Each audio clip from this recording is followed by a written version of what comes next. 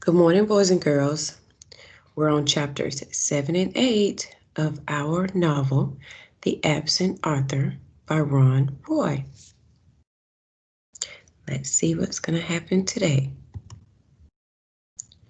Before we start reading our chapters, let's think about what we've been learning so far. Are we talking about a feeling or a trait? Remember that characters' feelings can change based on the environment and situation. Ask yourself, is this character almost always this way? If not, then character traits are constant and don't change based on the setting or situation. If you say a person is friendly, that means they are always friendly to everyone. So as we're reading chapters 7 through 8, I want you to think about our characters, Dink, Josh, Rose, and Mavis. What character traits would you use to describe them? What did the character think? What did the character say? And what did the character do? Chapter 7. Dink, Josh, and Ruth Rose left Mavis at Ellie's diner, then headed for Dink's house. Dink made tuna sandwiches and lemonade. Ruth Rose brought a bag of potato chips and some raisin cookies from her house next door. They ate at the picnic table in Dink's backyard. Dink took a bite of his sandwich. After he swallowed, he said, "Let's go over what we know." He moved his lemonade glass to the middle of the table. "My glass is the airport," he said. "We know Wallace Wallace landed." "How do we know he did?" Josh asked. "The airport told me the plane landed, Josh." "And Maureen Higgins said she picked him up," Ruth Rose added. "Okay, so your glass is the airport," Josh said. "Keep going, Dink." Dink slid his sandwich plate over next to his glass. "My plate is Maureen's taxi." He put a cookie on the plate. "The cookie is Wallace Wallace getting into the taxi." Dink slid the plate over to the open potato chip bag. "This bag is the hotel." He walked the Wallace Wallace cookie from the plate into the bag. Dink looked at Josh and Ruth Rose. But what happened to Wallace Wallace after he walked into the lobby? "I'll tell you what happened," Josh said. He lined up 4 cookies in a row. "This little cookie is Mr. Paskey. These 3 are Maureen, Mr. Linkletter, and Olivia Nugent." Josh looked up and waggled his eyebrows. "I think these 4 cookies planned the kidnapping together." Ruth Rose laughed. "Josh, Mr. Paskey and Livy Nugent are friends of ours. Do you really think they planned this big kidnapping? And can you see Mr. Linkletter and my babysitter pulling off a kidnapping together?" Josh ate a potato chip. "Well, maybe not, but someone kidnapped the guy." "Our trail led us to the hotel, and then it ended," Dink said. "What I want to know is, if Wallace Wallace isn't in his room, where is he?" Dink nibbled on a cookie thoughtfully. "I'm getting a headache trying to sort it all out." Ruth Rose dug in Dink's backpack and brought out 3 Wallace Wallace books. "I have an idea." She handed books to Dink and Josh and kept one. "What are these for?" Dink asked. "Josh made me think of something Wallace Wallace wrote in The Mystery in the Museum." Ruth Rose said, "He said the more you know about the victim, the easier it is to figure out who did the crime." She turned to the back cover of her book. "So let's try to find out more about our victim. Listen to this." She started reading out loud. "When not writing, the author likes to work in the garden. Naturally, Wallace Wallace's favorite color is green." "Fine," said Josh. "But how does knowing his favorite color help us find him?" Ruth Rose. "I don't know, but maybe if we read more about him, we'll discover some clues," Ruth Rose said. "What does it say on the back of your book?" Josh flipped the book over and began reading.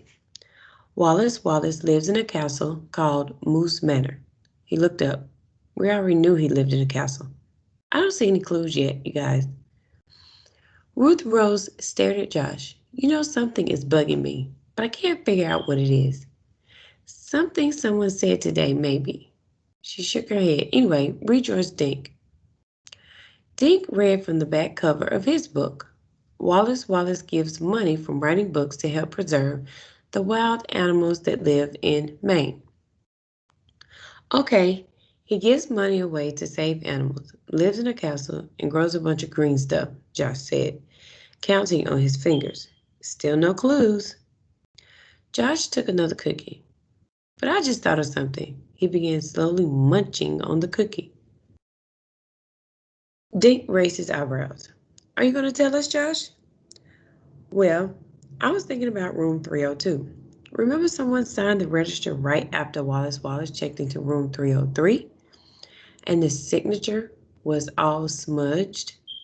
And then Olivia Nugent told us that room 302 had a do not disturb sign on it.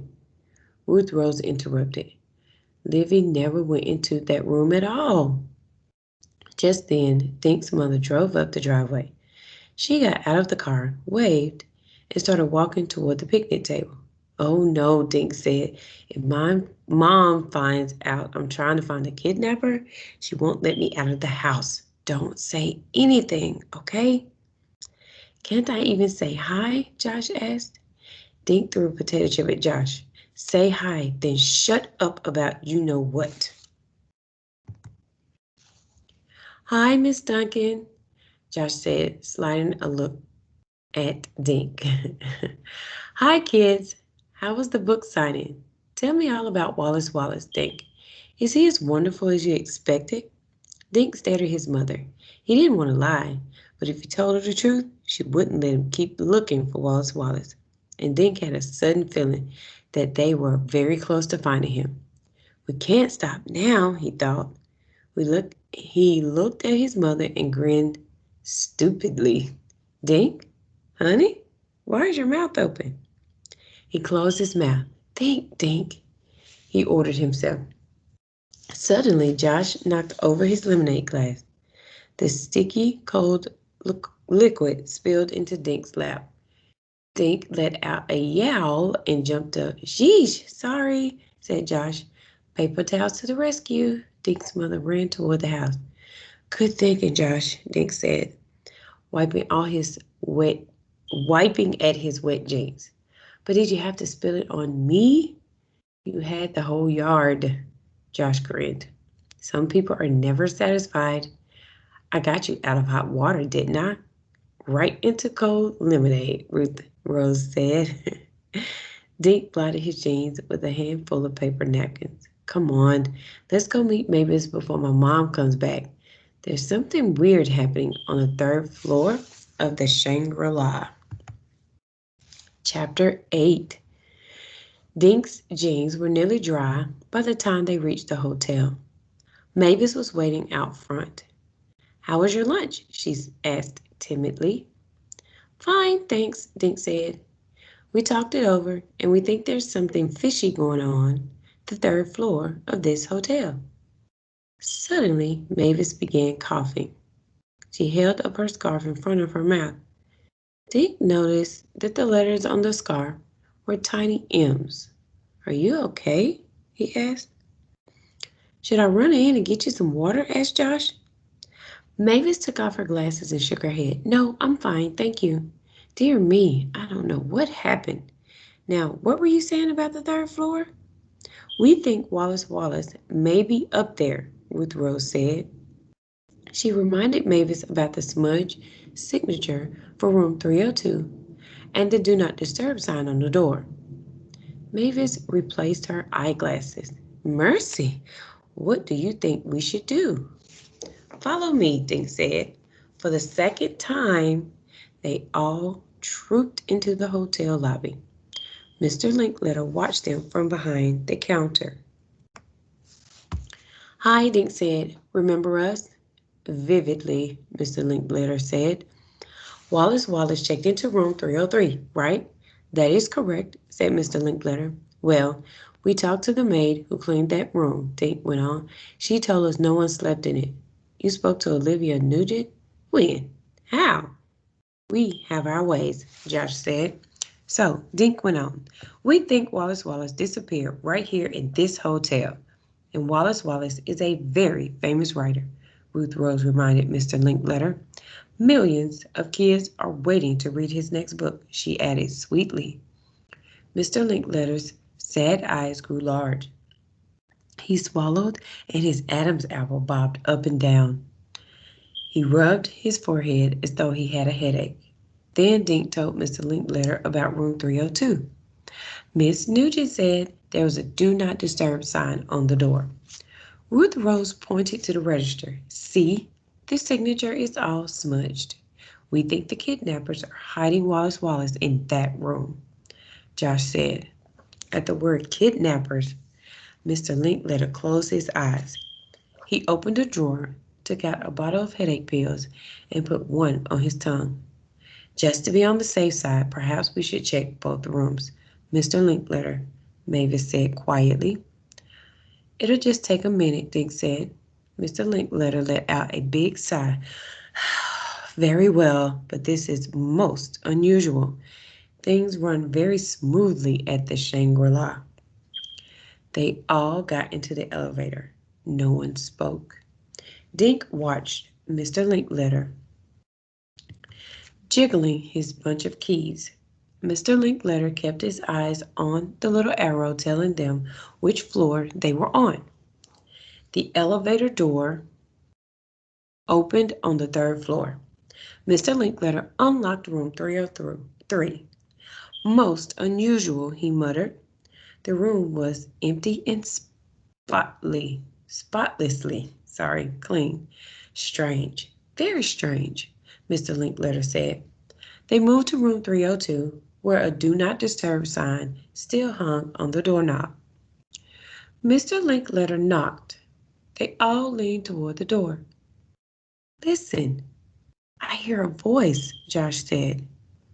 What's it saying? Ruth Rose asked. Then they all heard it. The voice was muffled, but it was definitely yelling, Help!